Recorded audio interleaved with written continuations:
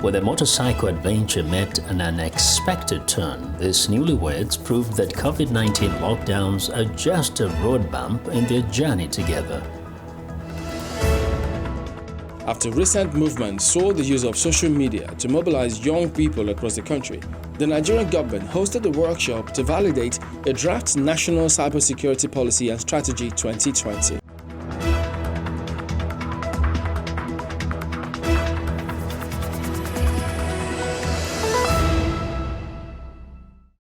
Hello and thanks for tuning into the show that goes around the continent to bring you stories near and far. I'm Chamberlain Oso at Channels Television here in Lagos. I'm joined by Vincent McCory from Voice of America in Washington.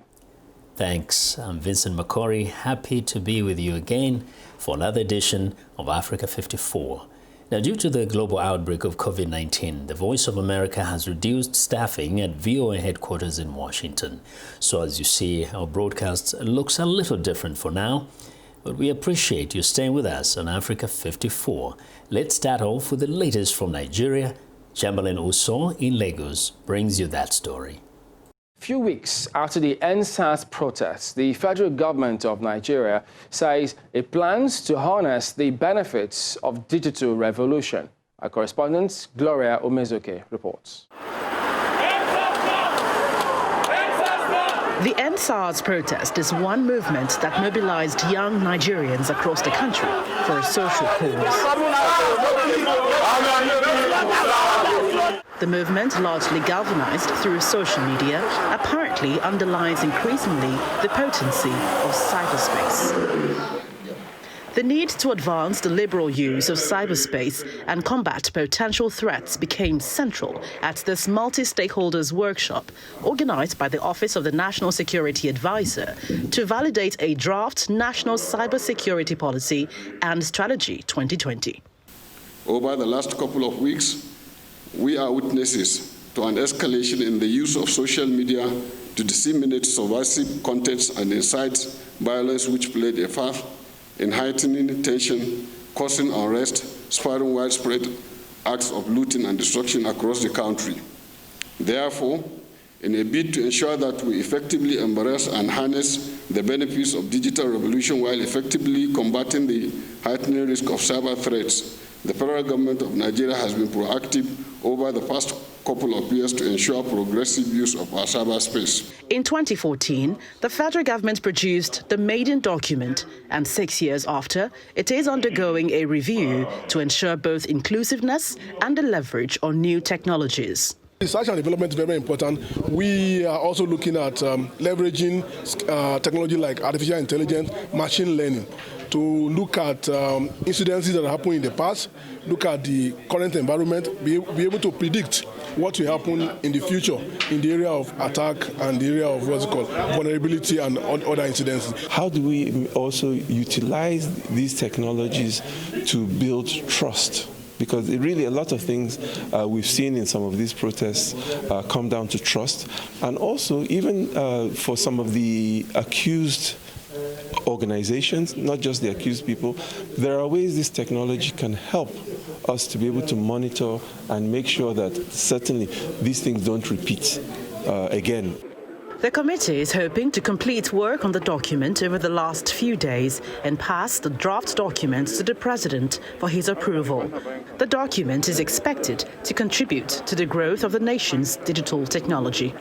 Gloria Umezuke, Channels Television News. To discuss some of the objectives and policy, we're joined by Nana Nwachukwu, who is a public policy analyst. Thank you for talking to us today on Africa 54. What do you make of this rising call for the federal government to regulate the use of social media due to the prevalence of fake news, as they say? Thank you very much, Chamberlain. In my opinion, it is useless. It serves no purpose. Social media on its own is overregulated. We have the Cyber Crimes Act. We have the Criminal Code of Nigeria and also of various states across Nigeria. there's nothing. When the government says it wants to regulate, I ask myself, what are you looking at? Are you looking to stop false information? There's a law already existing for that. Are you looking to stop defamation, libel? There are laws already existing for that. What exactly? What the government should be looking at is how to harness the power of new technologies like social media platforms, Twitter, Facebook, and look for how to move Nigeria to digital trade squarely, and nothing to do with regulating social media per se. In all of the opinions put forward, the proponents of that, do you see such regulation going on, assuming it happens, without infringing on people's right to freedom of speech and expression? The things that social media platforms provide is freedom of association, freedom of speech. So if you say you're going to regulate, you're going to control people's access to the internet, people's access to these platforms, that means you're saying that you're regulating their freedom of association. Then you say, oh, we're going to monitor and track everything you're posting. We're going to do this. We're going to do that. The same thing exactly. You're trying to regulate their freedom of speech, which is already over-regulated enough in Nigeria. That's my opinion. Now, should they proceed, what impacts will that have on Nigeria's democracy? The problem with Nigerian laws is that it's mostly drafted by illiterates. Illiterates in the sense that you find these laws repetitive, you find the laws, the language of the laws verbose, you find the laws overlapping, in the end creating a whole legal conundrum. This is why we should not allow the government to legislate on social media. There are different other platforms, other platforms one can use to control. If you genuinely say that these people are trying to regulate for false information, for this, for that, social media is self-regulating on its own. You don't require any of these things. You don't require any legislation to ensure that user-generated content is regulated by the same users themselves who generate these content. There's really no need for that, honestly. There are proponents of self-regulation as opposed to government regulation. Will that work for you? Platforms such as Facebook and Twitter have reporting mechanisms. A country that's serious about self-regulation would form some sort of alliance with these platforms, in the sense that we'll be asking for features that would allow us. Nigeria, for instance, does not allow you on Twitter. If you're in Nigeria, within this geographical space, your IP address takes Nigeria, you're not allowed to report maybe false information about an election during election period. But in America, this is available for anyone whose IP address reads America. So there are different features that are available depending on your IP address.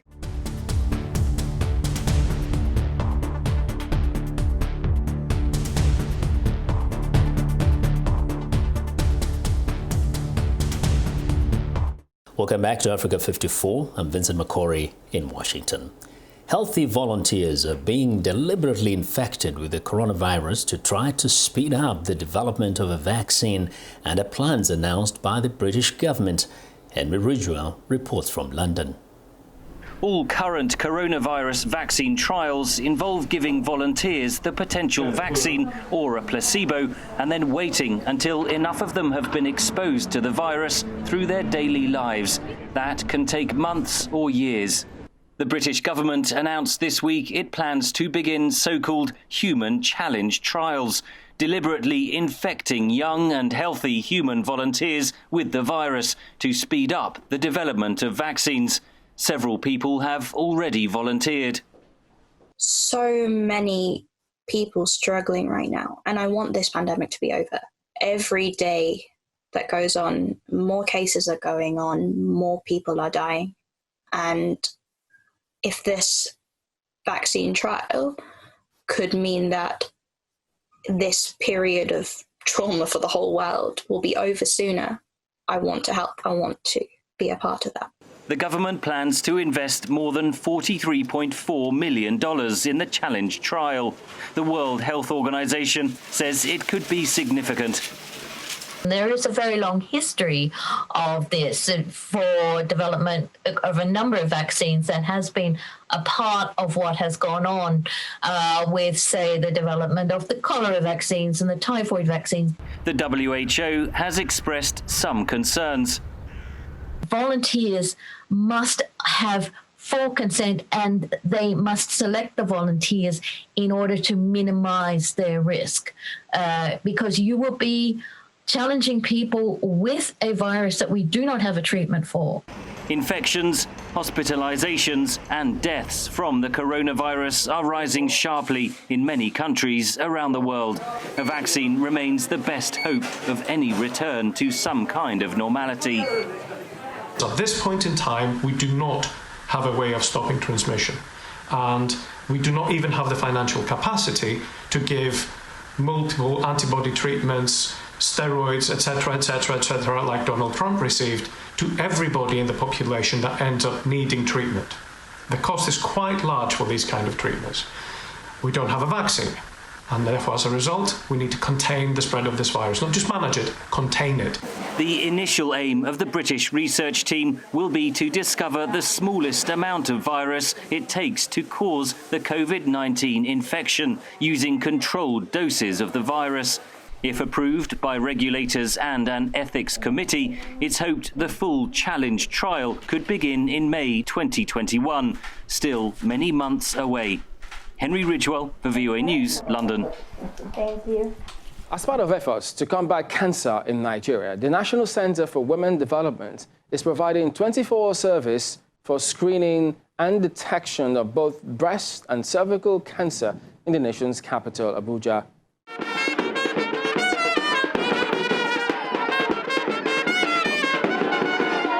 Breast Cancer Awareness Month is marked in countries across the world every October to increase attention and support for the awareness, early detection and treatment, as well as palliative care of the disease. Reports from the World Health Organization show that there are about 1.38 million new cases and 458,000 deaths from breast cancer annually. Figures from cervical cancer cases in the country and across the globe are not also encouraging. In Nigeria, officials of the National Center for Women Development are charting a new course towards the survival of women through sensitization and early detection. In order to overcome these challenges, the National Center for Women Development Clinic is now open 24 hours to prevent women deserving ranging from pap smear to mammogram, breast ultrasound, and the administration of the HPV vaccine. Both breast and cervical cancers are by far the most common cancers in women globally. In low and middle-income countries, the numbers have been rising steadily in the last years due to increase in life expectancy, increased urbanization, and adoption of Western lifestyles. In Nigeria, while breast cancer constitutes over 12% of new cases in the country, 10,000 new cervical cancer cases are diagnosed with 8,000 deaths annually. Currently, there is no sufficient knowledge on the causes of breast cancer. Therefore, early detection of the disease remains the cornerstone of breast cancer control. The First Lady of Nigeria, she's going to establish a state-of-the-art cancer center in Abuja.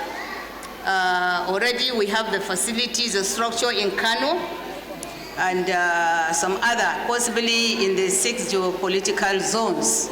As the United Nations women, we stand in solidarity with you, and we commend you for what you are doing. The majority of cancer-related deaths, according to the World Health Organization, occur in low and middle-income countries, where most women are diagnosed in late stages due mainly to lack of awareness on early detection and barriers to health services. It's time now for a short break, and as we do, we would like to remind you to visit our website, channelcv.com, for news and programming around the clock. You can also find us at youtube.com/channelsweb. Still to come, an Egyptian fashion line for people with different needs, designed for people with disabilities and short stature. This designer helps change society's image of people with special needs.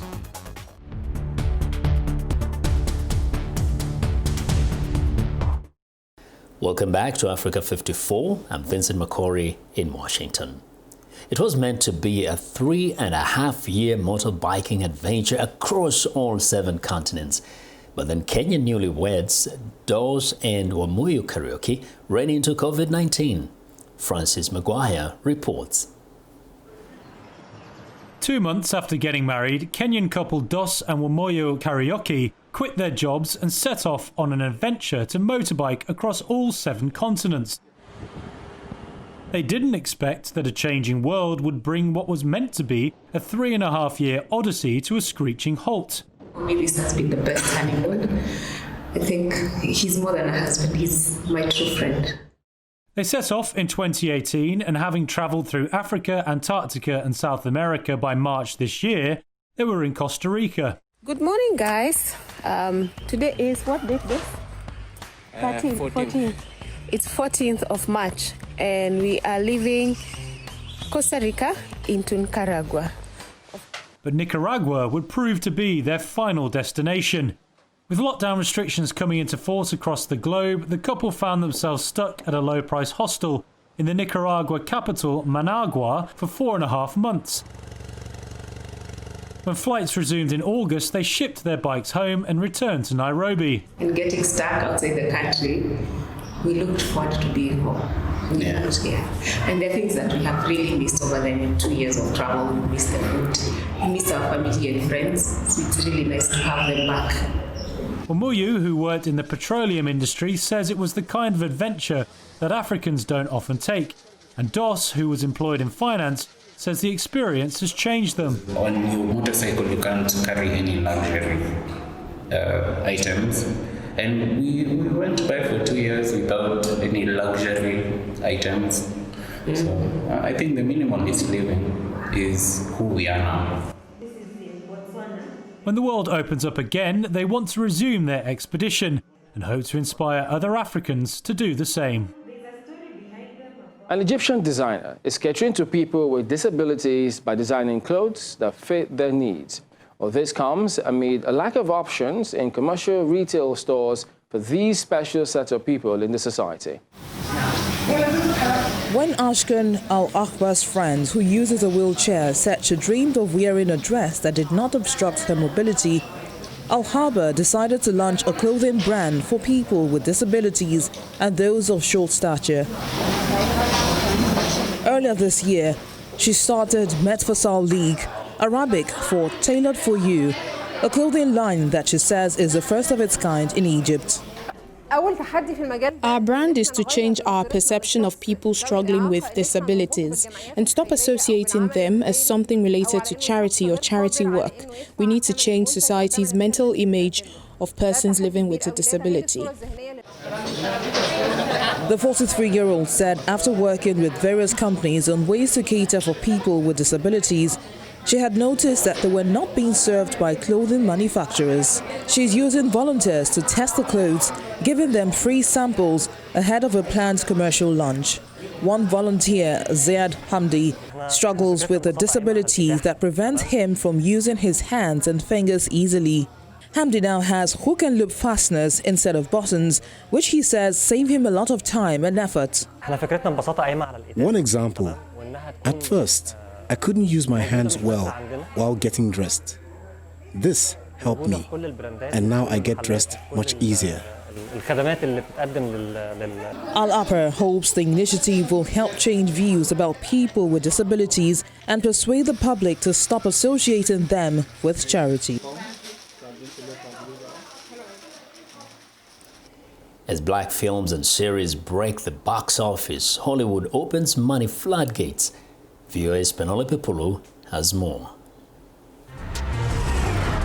Ryan Coogler's 2018 superhero film Black Panther, about a powerful African kingdom and its king, was one of the highest grossing films of all time, raking in $1.3 billion internationally. The mega blockbuster, with a predominantly black cast, has prompted Hollywood to flood money on more black productions and TV series than ever before. That woke everybody up and said, wow, there's money here. And suddenly, all of the black filmmakers who had ideas and passion and vision Suddenly now they had money, so they could actually make the movies that they wanted to make. I waited my entire life for this. Over the course of probably the last 10 years, we've seen a renaissance in Black storytelling like we haven't seen probably in the first, 90 years of storytelling in our community. Critically acclaimed Black films such as Barry Jenkins's Oscar-winning drama Moonlight or Ava DuVernay's documentary 13th have illuminated Black life and offered cultural affirmation to Black audiences, says Berardinelli. A group of people who for so long did not see themselves reflected on screen now suddenly see themselves reflected on screen. And, in the superhero movies, now you have your Black Panther, of course, but you also now have the new Captain America is Black, Anthony Mackie. Berardinelli says as they enter the American mainstream, Black films are attracting a wider demographic. Because the multiculturalism of the younger generation is much more varied than it is for the older generation. You who were formed by the heat of the galaxy. What a thing to be, both unique and familiar. Black women directors are also gaining support. Gordon says this year, 15 films are directed by Black women alone. One of them is Beyoncé, who wrote, directed, and produced the visual album Black is King. The fusion of kind of like a Lion King theme mixed in with a Black Panther theme, I thought hit you squarely in the pride aspect. As for criticisms leveled against Beyoncé that she misappropriated elements of African culture into her African American production, it's hard to criticize a Black person who is paying homage to her ancestors who are African in nature. So it wasn't even like she brought a bunch of Americans in to pretend to be from Mali or to pretend to be from Ghana or to pretend to be from South Africa. She used South Africans, she used folks from Mali, she used folks from Ghana, she used folks from the continent. Gordon hopes to see more Black films and Black lead characters across all genres for all audiences. True equality is when you are able to tell all these different stories and they're no longer looked at as niche films. They're just a part of the fabric of what makes America great. Penelope Pulu, VOA News, Washington.